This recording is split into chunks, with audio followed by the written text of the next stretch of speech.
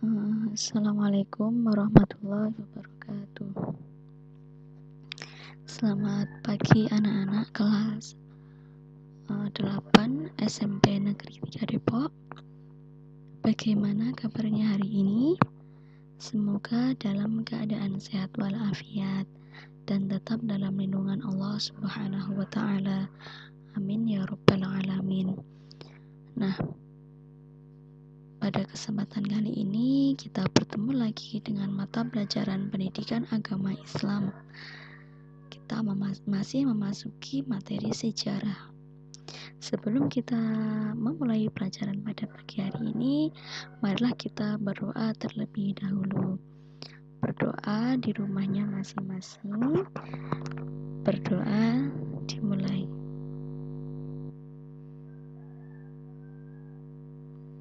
Nah, cukup ya.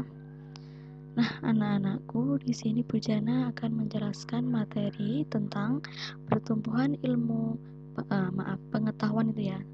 Pertumbuhan ilmu pengetahuan pada masa Bani Abbasiyah I atau Bani Abbasiyah yang berpusat di Baghdad.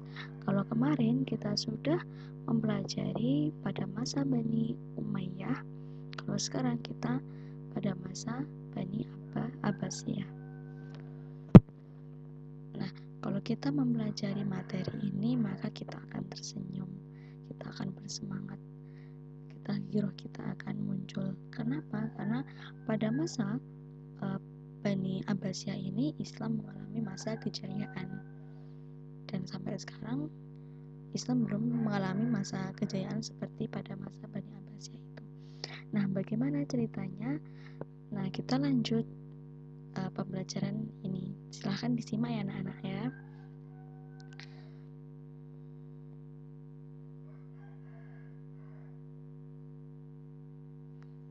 Nah, nanti akan kita pelajari tentang pemerintahan Bani Abbasiyah, perkembangan ilmu pengetahuan, dan perkembangan kebudayaan. Nah, pemerintahan Bani Abbasiyah. Bani Abbasiyah atau Kekhalifahan Abbasiyah adalah kekhalifahan Islam yang berkuasa di Baghdad. Jadi, pemerintahan Bani Abbasiyah itu berkuasa di kota Baghdad, atau ibu kotanya namanya Baghdad. Kekhalifahan ini berkembang pesat dan menjadikan dunia Islam sebagai pusat pengetahuan dengan menerjemahkan dan melanjutkan tradisi keilmuan Yunani dan Persia. Nah, jadi anak-anak, pada masa Bani Abbasiyah ini Islam mengalami perkembangan yang sangat pesat dalam ilmu pengetahuan. Kenapa? Pada zaman itu orang-orang dari Baghdad itu dikirimkan ke Eropa, karena yang sebelum Abbasiyah berjaya itu Eropa menjadi pusat peradaban dunia. Nah, waktu itu para pemuda Bani Abbasiyah dikirim ke Eropa untuk melakukan yang namanya studi atau kuliah atau belajar ke sana. Nah, dengan tujuan apa? Dengan tujuan mereka mengambil ilmu dari sana, kemudian pulang lagi ke Baghdad dan mengajarkan kepada masyarakat sekitarnya, atau mengajarkan pada Daulah Bani Abbasiyah tersebut, mengajarkan ilmu yang ia dapatkan. Nah, mereka di sana tidak hanya belajar, mereka juga bekerja, melihat bagaimana orang-orang sana dalam membuat sebuah buku dan lain sebagainya, sehingga dia menerapkan itu di Baghdad. Sehingga dengan misi tersebut Baghdad menjadi pusat peradaban dalam ilmu pengetahuan, peradaban dunia. Nah, pada waktu itu Baghdad sudah di kota Baghdad itu sangat megah ya, banyak lampu di mana-mana, lampunya sangat indah, dan di negara yang lain itu belum. Nah, itu salah satu kemajuannya di situ. Kenapa? Karena ilmu pengetahuannya sangat pesat. Gitu, singkat ceritanya seperti itu. Yang kedua, selanjutnya, kekhalifahan ini berkuasa setelah merebut dari Bani Umayyah dan menundukkan semua wilayahnya kecuali Andalusia. Andalusia itu adalah pusat kekuasaan Daulah Bani Umayyah. Itu di Andalusia, sehingga ketika itu Andalusia bekas pusat kekuasaannya Bani Umayyah, maka itu tidak diotak-atik tidak direbutlah kekuasaannya. Seperti itu, karena masih ada beberapa mereka yang dari Bani Umayyah. Selanjutnya, Bani Abbasiyah adalah keturunan dari paman Nabi Muhammad yang termuda, yaitu Abbas bin Abdul Muthalib. Oleh karena itu, mereka juga termasuk ke dalam Bani Hashim. Berkuasa mulai tahun 750 Masehi sampai 1258. Nah, coba kita lihat silsilahnya di sini. Di sini ada Abbas bin Abdul Muthalib, di sini ada Abdullah bin Abdul Muthalib. Di sini putranya itu adalah Nabi Muhammad. Nah, di sini jadi Abbas itu adalah paman Nabi Muhammad yang termuda, di mana Abu Thalib anak pertama, Abdullah anak kedua, dan Abbas adalah anak ketiganya. Gitu. Ini silsilah Bani Abbasiyah. Nah, lalu siapa sih pendiri Bani Abbasiyah itu? Nah, sebelum ke sini, pendiri Bani Abbasiyah itu adalah Abu Abbas As-Soffah. Itu pendiri. Nah, Abbas ini nama panjangnya Abu Abbas As-Soffah. Itu pendiri Bani Abbasiyah. Kalau pendiri Bani Umayyah masih ingat siapa? Kalau pendiri Bani Umayyah itu adalah Muawiyah bin Abi Sufyan, sedangkan Bani Abbasiyah yaitu Abu Abbas As-Soffah. Nah, pada pemerintahan Bani Abbasiyah itu dibagi menjadi 5 periode. Periode pertama disebut periode pengaruh Persia pertama. Tahunnya bisa dilihat sendiri ya. Yang kedua, periode kedua disebut masa pengaruh Turki pertama. Periode ketiga, masa kekuasaan dinasti Buwaih dalam pemerintahan Khalifah Abbasiyah. Periode ini disebut juga masa pengaruh Persia kedua. Yang keempat, periode keempat, masa kekuasaan dinasti Bani. Sejak dalam pemerintahan Khalifah Abbasiyah biasanya disebut juga dengan masa pengaruh Turki kedua. Kemudian yang terakhir, periode kelima, masa kekhalifahan bebas dari pengaruh dinasti lain, tetapi kekuasaannya hanya efektif di sekitar kota Baghdad saja. Itu periodenya. Nah, ibu kota. Nah, pada masa Abul Abbas atau Abu Abbas As-Soffah, ibu kota negara di Kubah, atau pusat kekuasaannya waktu itu di Kubah, lalu pindah ke Hirah dan Ambar al-Hashimiyah. Kemudian Abu Ja'far al-Mansur memindah ibu kota ke Kufah. Itu pemimpin di asal Abu Abbas ke Kufah. Namun untuk memantapkan dan menjaga stabilitas negara, Al-Mansur memindahkan ibu kota menjadi ke kota Baghdad. Nah, itulah yang kita sebut kekuasaan Bani Abbasiyah itu berpusat di kota Baghdad. Nah, yang baru dibangun selama 4 tahun dengan arsitek Amron bin Waddah dekat bekas ibu kota Persia. Nah, itu pada tahun 762 Masehi. Itu ya anak-anak ya. Jadi sehingga ketika ada pertanyaan di manakah pusat kekuasaan Bani Abbasiyah, maka jawabannya di kota Baghdad itu.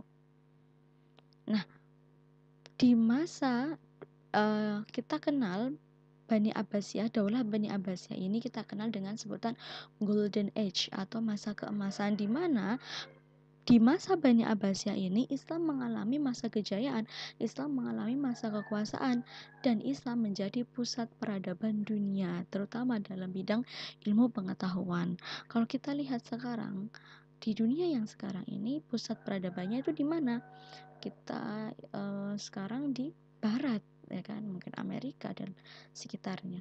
Nah, itu yang menjadi pusat peradaban. Nah, tapi anak-anak, kita harus berbangga karena dulu Islam itu pernah menjadi pusat peradaban dunia. Artinya apa? Menjadi sorotan menjadi patokan, menjadi percontohan dalam bidang pendidikan yang bisa ditiru oleh negara-negara yang lain. Nah, selanjutnya kalau kita melihat masa keemasan Bani Abbasiyah, yang pertama itu ada masa Al-Mahdi. Nah, itu yang menonjol pada kekuasaan Al-Mahdi itu adalah perekonomian meningkat, Basrah jadi pelabuhan. Nah itu. Yang kedua ada Al-Hadi, kemudian selanjutnya Harun Ar-Rasyid. Nah ini, kalau ada pertanyaan, pada masa siapakah Islam mengalami masa paling jaya? Itu adalah pada masa Harun Ar-Rasyid, di mana banyak sekali perubahan pada masa zaman Harun Ar-Rasyid ini. Apa saja? Ada kesejahteraan sosial, kesehatan, pendidikan, terutama pendidikan. Banyak tokoh-tokoh yang muncul pada masa Harun Ar-Rasyid ini. Nah, ilmu pengetahuan dan kebudayaan serta kesusastraan berada pada zaman keemasannya. Kemudian Al-Amin, selanjutnya ada Al-Ma'mun. Nah, Al-Ma'mun itu apa? Baitul Hikmah. Itu dibangun oleh Al-Ma'mun. Baitul Hikmah itu apa? Itu adalah pusat penerjemah, perguruan tinggi dan perpustakaan yang dilengkapi dengan observatorium, mendirikan majelis munadharah atau lembaga penelitian, kemudian membentuk dewan negara. Itu. Dan ada Al-Mu'tasim, kaum Turki masuk pemerintahan, kemudian terakhir ada Al-Mutawakki. Nah, jadi yang paling terlihat, kalau di sini paling terlihat masa kejayaan yang paling berpengaruh itu adalah Harun Ar-Rasyid dan Al-Ma'mun. Jadi jika ada pertanyaan pada masa siapakah Bani Abbasiyah mengalami kejayaan, maka pada masa Harun Ar-Rasyid. Itu ya. Nah, perkembangan ilmu pengetahuannya itu apa saja? Ada ilmu tafsir, ilmu kalam, ilmu hadis, tasawuf, ilmu fiqih, ilmu kedokteran, ilmu filsafat, ilmu matematika, ilmu filsafatnya ada dua ya, maaf itu. Ada ilmu falak dan ilmu astronomi. Nah, tokoh siapakah yang ahli dalam ilmu hadis? Yang pertama itu ada Imam Al-Bukhari, kita sering ya. Itu namanya biasanya kita sebut dengan perawi, orang yang meriwayatkan hadis. Hadis riwayat Bukhari, hadis riwayat Muslim, hadis riwayat Abu Daud, hadis riwayat Tirmidzi dan lain sebagainya. Nah, kemudian ada An-Nasai, Imam Ibnu Majah itu.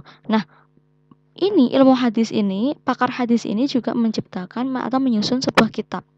Kalau Imam Bukhari itu menyusun Sahih Bukhari, Imam Muslim Sahih Muslim, Abu Daud Sunan Abi Daud, At-Tirmidzi Sunan At-Tirmidzi, An-Nasai Sunan An-Nasai, Ibnu Majah Sunan Ibnu Majah.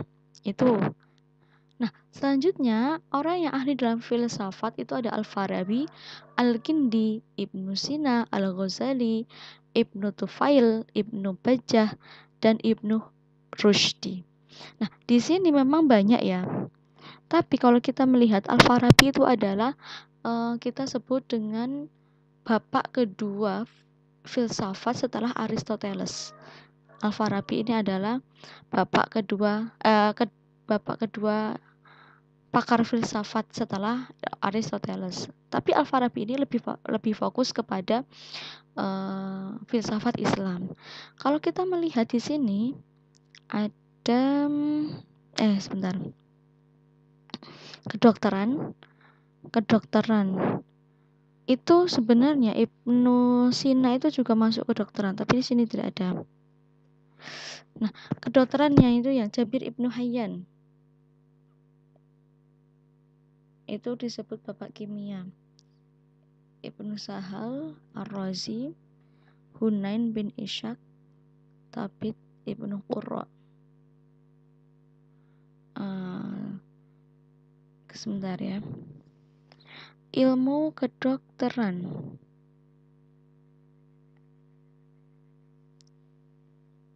Ibnu kedokteran. Bidang kedokteran ini yang sangat